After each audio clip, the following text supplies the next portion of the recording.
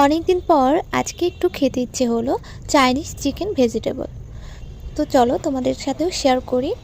এখানে আমি পেঁপে, গাজর, ক্যাপসিকাম, পেঁয়াজ এভাবে ফালি ফালি করে পাতলা করে কেটে নিয়েছি মুরগির মাংস ছোট ছোট টুকরো করে, আর রসুন কুচি, আদা বাটা বা আদা কুচি, কর্নফ্লাওয়ার আর গোলমরিচ গুঁড়ো। এবার একটি কড়াই গরম করে তাতে দিয়ে দিচ্ছি কিছুটা সয়াবিন তেল।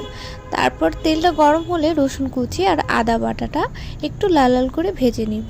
তারপরে মাংসের পিসগুলোকে দিয়ে কিছু সময় ভেজে নিব। এবার স্বাদ মতো লবণ দিয়ে দিচ্ছি চিকেনের জন্য।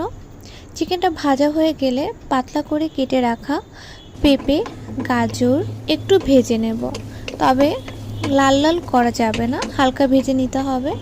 এরপরে দিয়ে দিচ্ছি ফালি করে রাখা পেঁয়াজ আর লাল ক্যাপসিকাম, আপনারা চাইলে সবুজ ক্যাপসিকামও দিতে পারেন, আর দিচ্ছি কাঁচা লঙ্কা।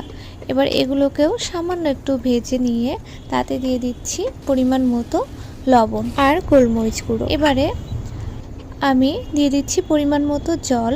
যেহেতু আমি ভেজিটেবলগুলোকে সিদ্ধ করে নিইনি, সেহেতু জলের পরিমাণটা একটু বেশি দিলাম। এবার সবজিগুলোকে সিদ্ধ হতে দেব।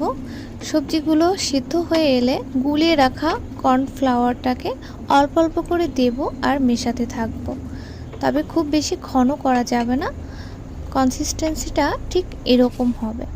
আমি সার্ভ করে দেখাচ্ছি, আপনাদের ভালো লাগলে আমাকে কমেন্টে জানাবেন।